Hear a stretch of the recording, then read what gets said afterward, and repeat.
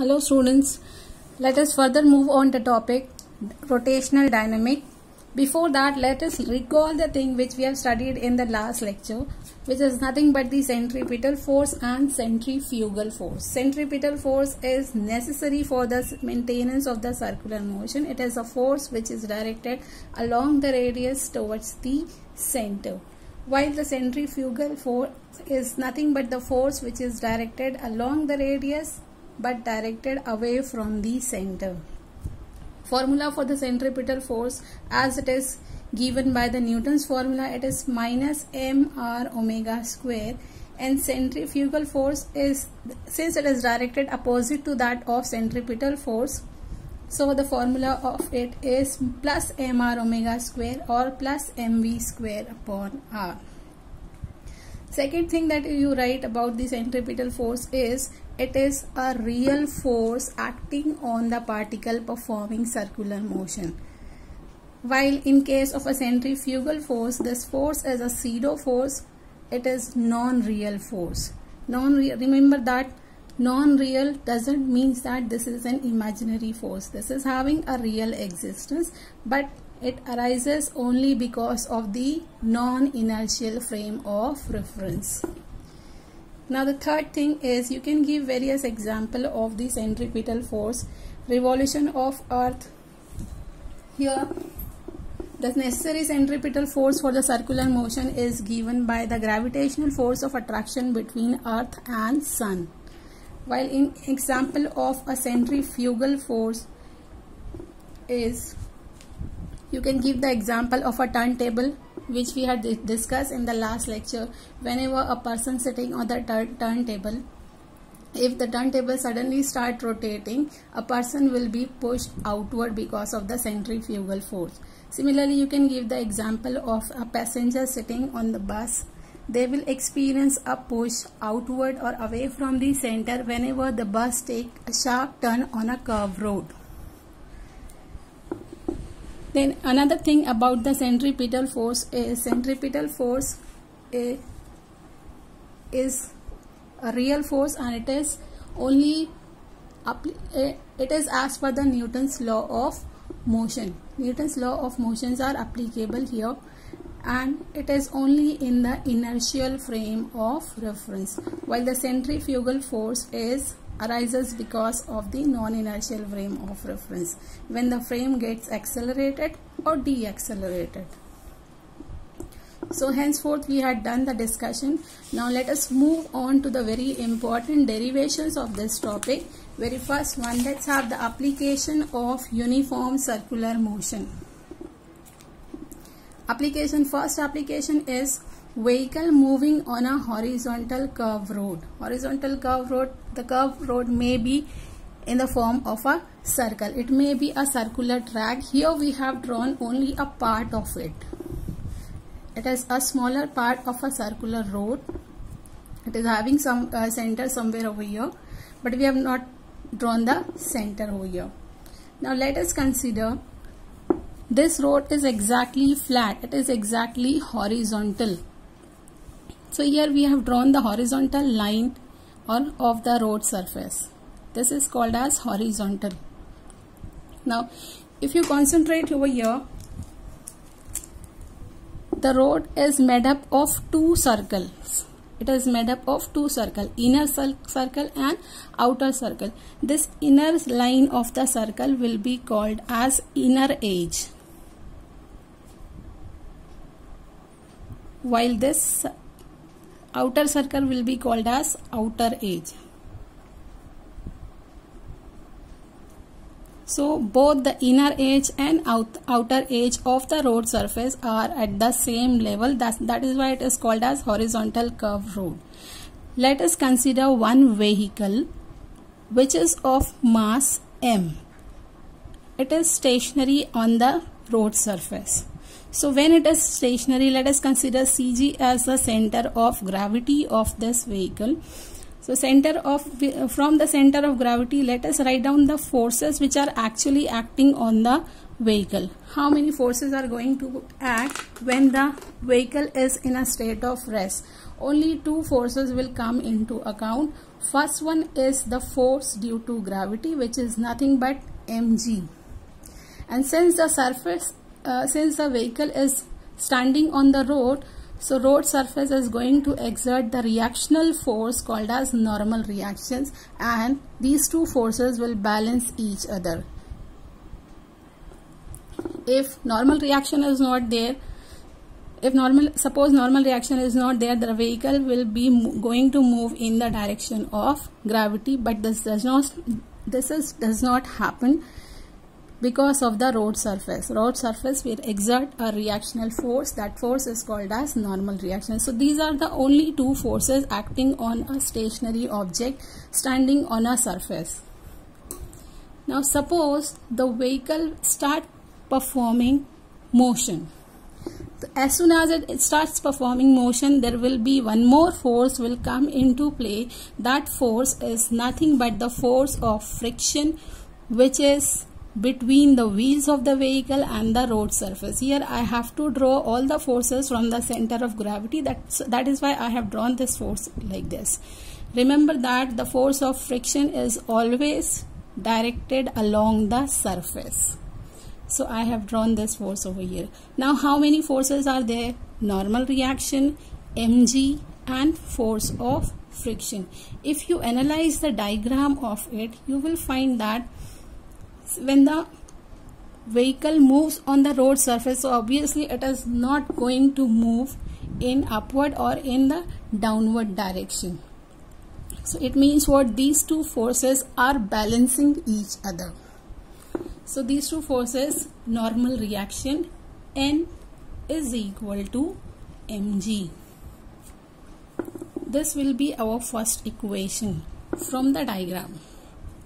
Now second equation is, see here the force of friction which I have drawn along the surface. If you proceed it, you will find that it is going to direct it toward the center of the circular road. What does it means? This is the force which is directed along the radius towards the center. This gives an idea about the centripetal force. So here the frictional force is going to provide the necessary centripetal force for the circular motion, and the vehicle will be able to travel along the curve road. So here what I should write? Frictional force F is equal to, centripetal force is having the formula mv square upon r. No need to write down the minus sign. Here I have written only the magnitude of the force. So let us give this equation as equation number 2. Now see here frictional force, and there is one more relation between the force of friction. If you have studied in the 11th standard, that force of friction is given by the formula mu times n. Force of friction is having this formula. It is mu times the normal reaction. Normal reaction is nothing but the mg. So let us substitute the values of F and n in this equation. See what we are going to get. F from equation 2, it is nothing but mv square upon r, and normal reaction is mu times mg. M is going to cancel. You will get that v square is equal to mu r g, and v is equal to square root of mu r g. This is the value of velocity with which a vehicle can be safely driven on the curve road. Why this value of velocity or value of speed is important to us? Whenever such a curve begins, you will find that speed limit boards are provided on which the maximum speed of a vehicle is written. If you are going to exceed this speed, your vehicle will be in a danger. So that is why it is necessary for us to calculate the maximum safety limit of the speed. So if you concentrate here, this v is depending on radius of a circular road, which is fixed it is depending on the gravitational acceleration of that place, which is also fixed. The only variable over here is mu. Mu is nothing but the coefficient of static friction. Its value will be depending on the roughness of the surface. If the surface is more rough, this value of mu will get increased, or if the surface is smooth, the value of mu will get decreased.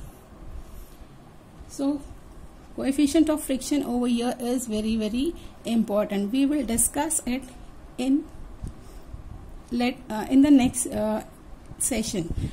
Now this is the one derivation which we have done. Let us recall the forces acting on the vehicle. Normal reaction mg, they both are going to balance each other, and the only unbalanced force acting on the vehicle is force of friction. So let us equate the forces. Normal reaction is equal to mg, force of friction is mv square upon r, which is nothing but the centripetal force. Force of friction is also having the formula mu times n, where mu is nothing but the coefficient of friction. So from equation 2 and 1, put the values from equation 2 and 1. In equation 3, you will be getting mv square upon r is equal to mu times mg. Mm will get cancelled and you will be getting the formula for the velocity. The question may be asked like this: derive the expression of the maximum safety limit of velocity of a horizontal curve road. So you are going to derive this equation. This derivation is quite simple, and I hope the diagram is also very simple. So this question may be asked for 2 marks. We will discuss this case later on. Now the next derivation is wall or well of death. You might have heard about the wall of death or well of death. Commonly it is called as मौत का कुआं. What is this actually? It is a vertical cylindrical wall bounded by the radius r. Here you can derive a vehicle in a horizontal circle. This is called as wall of death. So suppose there is one vehicle which is at point P over here. Now let us find out the value of velocity of a vehicle in this particular horizontal circle. Suppose one vehicle is moving along this horizontal circle. What are the forces going to act, and what should be the minimum value of the velocity of a vehicle that it should have to move along this circle? At least it should complete one circular motion in this circle. So let's find out the value of velocity over here. People, while performing stunt, they use the wall of death or well of death. So let us write down the equation. Here we have drawn the position of a vehicle. It is P. Forces acting on this P is, very first one is gravitational force, which is directed in a vertically downward direction. It is along the vertical wall of the well. Now second one is normal reaction. Since the vehicle is over here, this is the position of the vehicle and surface is here. This is the surface and the vehicle is here. So normal reaction is always perpendicular to the surface. So we have drawn this normal reaction acting on the vehicle. It is N. Now the third one is force of friction, which will come into play because the vehicle is in touch with the surface. So force of friction is directed in a vertically upward direction. It is given by F. Now just analyze this diagram. Force of friction and mg, they both are directed vertically upward direction and in a vertically downward direction. So they both are going to balance each other, as the vehicle is not going to move in upward or in downward direction. So let us write down our first equation over here. Force of friction F is equal to mg. Now the second equation is normal reaction. See the direction of this normal reaction. it is directed along the radius and towards the center. So it is quite obvious from the diagram that normal reaction is going to provide the necessary centripetal force. What is the centripetal force? mv square upon r. So with this force, the vehicle is going to complete one circular motion. At least it should complete one circular motion. So let us find out the minimum criteria of the speed over here. What should be the minimum speed of the vehicle that it should have to complete at least once round in a circle? So, and we are having very famous relation between F and N, that force of friction is less than or equal to mu times normal reaction. This is our equation 1. This is equation 2, like the earlier derivation, and this is equation 3. Put the value of force of friction. What is force of friction? It is mg from equation 1. The symbol less than and equal to mu times normal reaction from equation 2, it is mv square upon r. Now here the quantity m is going to cancel each other.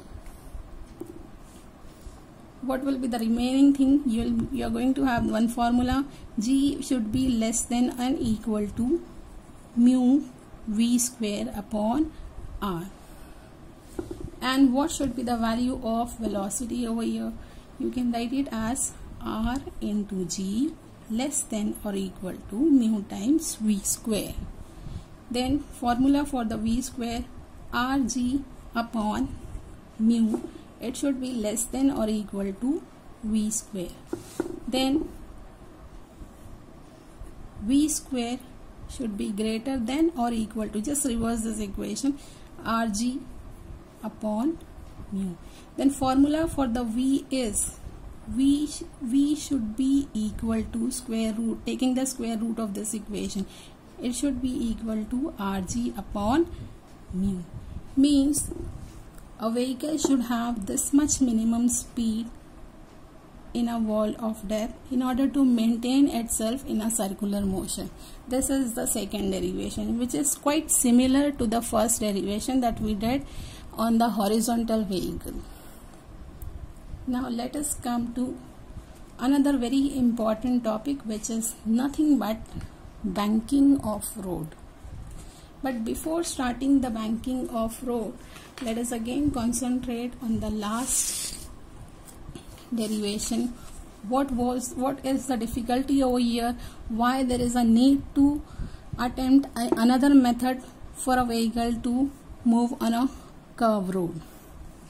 Suppose here we have been given the formula for the velocity, that the vehicle should have this much amount of velocity while moving on a horizontal curved road. So let us make such road. Suppose you are the engineer of that road, you have made the road, you know the value of radius, you know the value of gravity, you know the value of friction. Suppose somehow you have calculated the speed, let the speed is 50. This is the approximately calculated speed, it is just an assumption, 50 meter per second. So you will put a signboard on the near the road surface that the speed of the vehicle should not exceed this speed. Means go slowly. Your speed on this particular road should be less than or equal to 50 meter per second. If it exceeded, then what is going to happen over here? If this much amount of heat exceeded, if a vehicle is moving with the speed 55 meter per second, then what should happen to the vehicle? In that case, this force of friction will not be able to balance the centrifugal force. Centrifugal force in such a case will be greater than the centripetal force, because you are moving with the higher velocity than this limited velocity. So in such a case, the vehicle will be in the danger of being thrown outside the road. So that is why the speed limit boards are provided by the road surface. But how reliable is the speed? Your speed is only if suppose if you want to increase this limiting value, what you can do? The first thing, you will change the road, you will increase the radius of the road surface. Obviously, by increasing the radius, velocity will increase. By increasing the gravity, velocity will increase. But changing these two things will simply, you'll have to change the entire road for that. The easiest way to change the maximum safety limit is to change the value of coefficient of friction. Increase the friction of this surface. And one more thing, by increasing the friction, you can increase this safety limit, and decreasing the friction, you can also decrease the value of this safety limit. But here, if you are increasing the friction on the surface of a road, it will increase the wear and tear of the wheels of the vehicle. So it is not a reliable method to increase the safety limit. Second thing, although the force of friction is also not so reliable, because when the surface is wet during rainy season, suppose you have put the limiting signboard of 50 meters per second, but if the road surface is wet because of a rainy season, so in that wet road surface, coefficient of friction will be less as compared to the original one. So this maximum safety limit will be changed. If any vehicle moves with the speed 50 meters per second, that vehicle will also be not safe on this particular road. So here, relying on the force of friction is not a reliable method. Here the vehicle will be in a state of danger when the road surface is wet. Or if you want to increase, in such a situation, if you want to increase the velocity, you will have to increase the friction. That is also not reliable, because as the friction increases, it will increase the wear and tear of the tires. So for this reason, we will have to go for another method. That method is called as banking of road. In the banking of road, what is done? See here, the road surface is horizontal. In the banking of road, this road surface is elevated from its position. If this is the horizontal road surface, now we will have to lift the road surface through a certain angle, and the road will go like this. It will be slightly tilted. So this is called as banking of road. Here what we will do, we will just fix the inner edge of the circle, and the outer edge of the circle is to be lifted. So let us study banking of road. And this banking of road, here in the first case we are going to study that it is not completely depending on the friction. We are going to eliminate the force of friction over here. Let us consider the first situation, frictionless surface. Here we have taken such a road. This was the original horizontal surface. Red line is the original horizontal surface. Now the outer edge of the road is slightly lifted, while the inner edge is fixed. This outer edge is slightly lifted, inner edge is fixed. We have banked the road surface by the angle theta. This angle is called as angle of banking.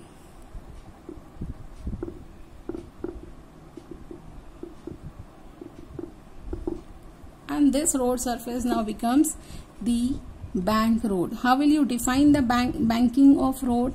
It is nothing but the process in which the outer edge of the road surface is lifted by the inner surface. It's kept at a certain height from the inner surface, such that it is inclined to the horizontal. So this process is called as banking of road. Now let us analyze the forces acting on this bank road. we have taken. Now this has become our road surface. Green line is our road surface.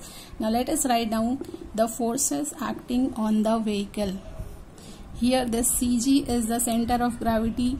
Draw the forces acting on it. Very first one is the force of gravity is going to act in a vertically downward direction, mg. Normal reaction. What was the original direction of normal reaction on the horizontal surface? It was vertical. But this time the normal reaction is slightly tilted from its original position, and this angle will also be theta. This is our normal reaction. Okay, let us draw the two components. Obviously the normal reaction is slightly tilted from its position, so it will have two parts. Let us draw the x-axis also. This is our y-axis and this is our x-axis. So normal reaction, you will find that the normal reaction is divided into two parts. One is vertical and the second one is horizontal. You all might be knowing that if a vector lies in a plane, it will have two components, cos component and sine component. This is our angle theta. So this vertical line represents the cos component of the normal reaction, which is nothing but n cos theta. And this horizontal component is nothing but n sin theta. Now how many forces are acting? Let us calculate the forces acting on the vehicle. How many forces are there? Normal reaction is resolved, so no need to concentrate over here. Total forces, there are three forces, n cos theta, mg and n sin theta. Now let's put forward our condition. It is a frictionless surface, means the surface is not having any friction, the surface is completely smooth. So concentrate on the diagram. N cos theta and mg, they both are directed in a vertically upward and vertically downward direction. So from the diagram we can write that mg is equal to n cos theta, equation 1. The only unbalanced force acting on the vehicle is n sin theta. Now see where it is directed. Yes, it is going to be directed towards the center of this this bank road. So it is going to provide the necessary centripetal force. So you can say that centripetal force mv square upon r is equal to n sin theta, equation 2. Now what you all do is dividing equation 2 by equation 1. So mv square upon r divided by mg is equal to n sin theta divided by n cos theta. Here n will get cancelled. Sin theta upon cos theta is nothing but tan theta. And mm will get cancelled, and in the left hand side you will be getting v square upon rg. So formula for the velocity of a vehicle, v square is equal to rg tan theta, and v is equal to square root of rg tan theta. This is the most safe speed on the bank road, but it is having a limit. Here we have assumed that the surface is frictionless. Friction on the surface is 0. Similarly, from this equation, let's say that equation number 3, from this equation you can derive the formula for theta. As you know, tan theta is equal to v square upon rg. Then theta is equal to, taking this tan function to right hand side, it will become tan inverse v square upon rg. So these are the two very important equation. Now as you see that the expression of the velocity does not depends on the friction. So whatever be the surface, the vehicle will be, whether how rough will be the surface and how smooth, it does not depends on the force of friction. You only need to worry about this quantities r, g and tan theta. If the angle of banking increases, velocity will also increase. Theta is given by this formula. But this is for a specific situation, that when the surface is frictionless. We will discuss its two more important cases in the next lecture. So let's stop here.